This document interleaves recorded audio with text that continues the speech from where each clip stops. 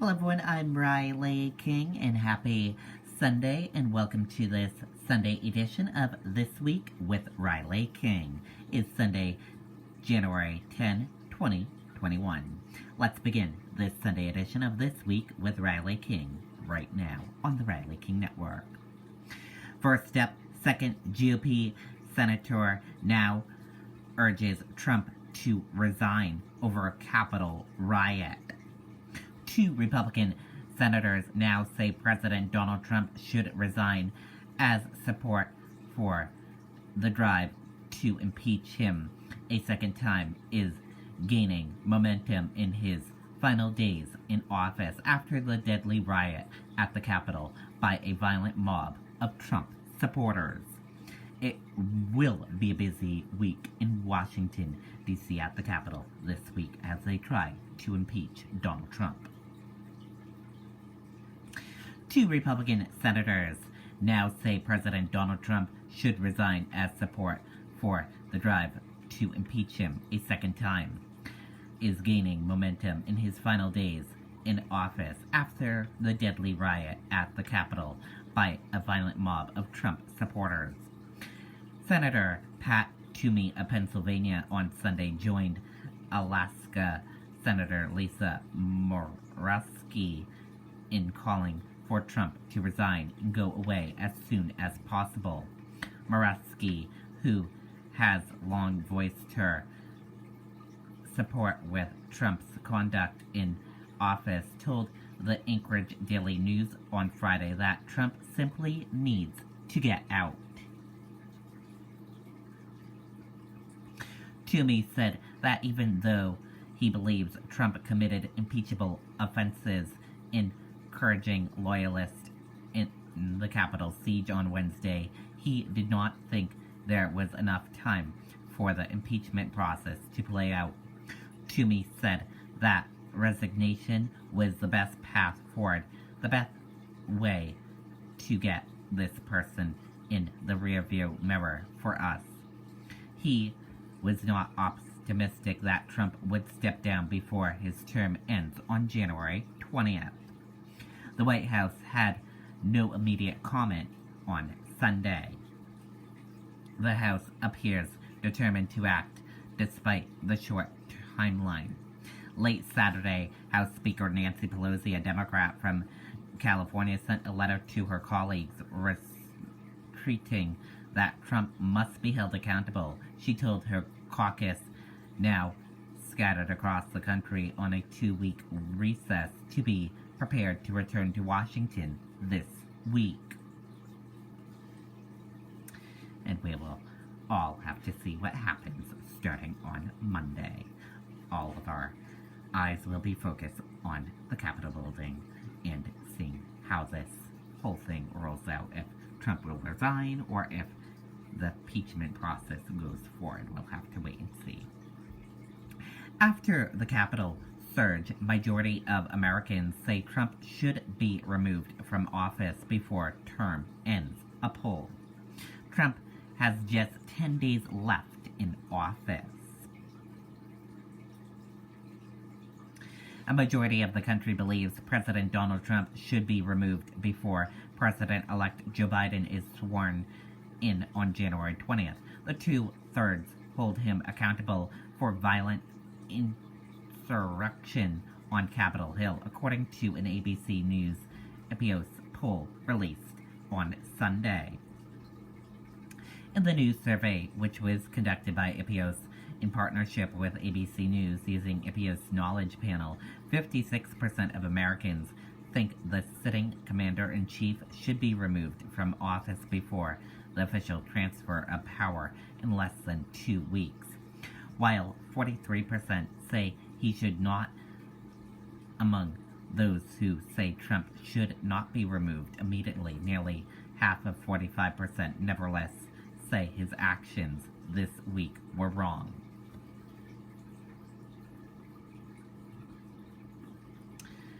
Rep. Alexandria Cortez backs impeachment, telling George Stephanopoulos every minute that Trump is in office represents a clear and present danger. We're also talking about complete bearing of Donald Trump from running for office ever again. Let's take a listen to that video from This Week with George. Let's take a listen.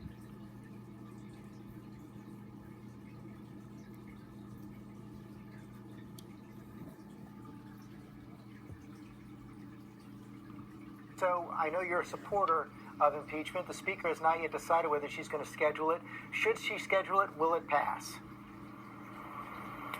Well, I absolutely believe that impeachment should be scheduled for several reasons. One, of course, our main priority is to ensure the removal of Donald Trump as President of the United States. Every minute and every hour that he is in office represents a clear and present danger, not just to the United States Congress, but frankly to the country. But in addition to removal, we're also talking about complete barring of the president, or rather of Donald Trump, from running for office ever again. And in addition to that, the potential ability to prevent pardoning himself from those charges that he was impeached for. So I know you're a supporter. Okay, and there you go on that video. And let's take a listen to this video. Rep. Orcaz pushes back against some GOP lawmakers suggesting a second impeachment of President Trump would threaten unity. The process of healing is separate and, in fact, requires accountability because with it will happen again. Let's take a listen to that video. And, the several Republican members of Congress who opposed raising objections to certifying the Electoral College vote have written a letter to President-elect Biden opposing impeachment. Here's what the letter says. It says, in the spirit of healing and fidelity to our Constitution, we ask that you formally request that Speaker Nancy Pelosi discontinue her efforts to impeach President Donald J. Trump a second time. A second impeachment only days before President Trump will leave office is as unnecessary as it is inflammatory. They're saying for the sake of unity, forego impeachment. Well, I think there's a couple of things. One is we have to understand that what happened on Wednesday was insurrection against the United States. That is what Donald J. Trump engaged in, and that is what those who stormed the Capitol engaged in. And so when we talk about healing, the process of healing is separate and, in fact, requires accountability. And so if we allow insurrection against the United States with impunity, with no accountability, we are inviting it to happen again. That is how serious it is. And I do not believe that perhaps my colleagues weren't in that room. Perhaps my colleagues were not fully present for the events on Wednesday. But we came close to half of the House nearly dying on Wednesday. And if a foreign head of state, if another head of state came in and ordered an attack on the United States Congress, would we say that that should not be prosecuted? Would we say that there should be absolutely no response to that? No. It is an act of insurrection. It's an act of hostility. And we must have accountability because without it, it will happen again.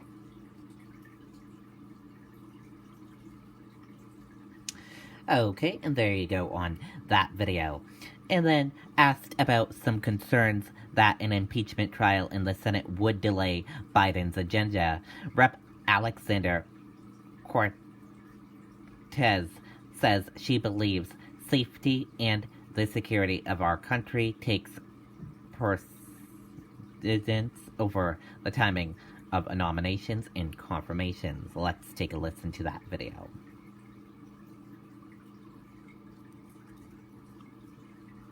There's a concern also from Democrats, though, that if you're having a Senate trial, it can't happen in the next 10 days. If you're having the Senate trial in the early days of President Biden's term, it's going to prevent the confirmation of his appointees to the cabinet. It's going to slow down, perhaps, the passage of essential COVID relief legislation.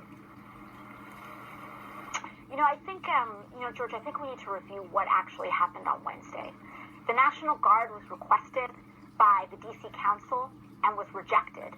We are talking about and we are hearing about a complete and utter lack of preparation. The chief of the D.C. Capitol Police lied to House Administration Chairwoman Zoe Lofgren about the preparations of what happened. We need to know what happened and how deep this goes. And if we do not, and if we do not take corrective action right now, we are talking about those same potentially compromised elements being in charge of the president's security during the inauguration. And so, with profound respect, I believe that the president's safety and the safety of the United States Congress and the security of our country, it takes precedence over the timing of nominations and the timing of potential confirmations. This is in immediate danger right now. So you're confident House Speaker Nancy Pelosi is going to move forward with impeachment? I do believe that we will be moving forward with impeachment, but again, we are looking towards multiple avenues, and I do not believe that those avenues are mutually exclusive. This is not an either-or proposition. This is not either the 25th Amendment or impeachment or investigating our other avenues through the 14th Amendment. I do not believe that any of these avenues are competitive with one another. They all frankly provide their own form of relief and their own forms of accountability. And so I do not believe that this is a question of deciding or debating between which of these avenues we should pursue. I believe we should take an all-of-the-above approach. Okay, and there you go on that video. George Stephanopoulos talking with Alexander Cortez. Also, George Stephanopoulos spoke with GOP Rep. Adam Kinzinger, who backs invoking the 25th Amendment to remove Trump. Says he doesn't think impeachment is the smart move because it victimizes Donald Trump again, adding it would be the right move if Trump still had more time in office. Let's take a listen to that video right now.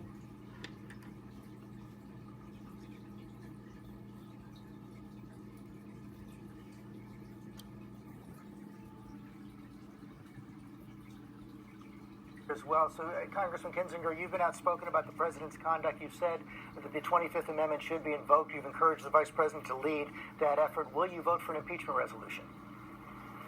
Look, I'll vote the right way when whatever's put in front of me. There's a lot of still negotiation going on. I honestly don't think impeachment's the smart move because I think it victimizes Donald Trump again. And I think there's a moment that we're in right now where Donald Trump, he's looking really, bad. You just can't even put that into words, right? He stirred up a crowd. It was an executive branch attack on the legislative branch, one of the worst days in American history. So I'll vote the right way, if I'm presented with that. I just think it's probably not the smartest move right now, but I think that's going to be out of my hands. So, but, what about the argument that the Congressman was making? I assume that when you say you'd vote the right way is if you're presented with it, you do consider this an impeachable offense, you would vote for it, but it's not the preferred course. What are the alternatives when you're facing conduct like this by a president of the United States? Well, I think it would be the right move if we had more than basically 10 days left of the administration, right? The fact that you had mentioned we're not going to be able to even get through a trial. So, yeah, he'll be impeached a second time, but also exonerated in theory a second time. Depends on how that trial goes. If they can do it when he's out of office, all that. I think there's a lot of ideas with censure, with preventing him from being able to run again. The reality is we just don't have a lot of time in this administration left, which right now is a good thing. I think what bothers me probably more than anything is I think as the dust settles, maybe it's settling in, I don't know, but what happened was unprecedented on January 6th, and hopefully nothing like that will ever happen again.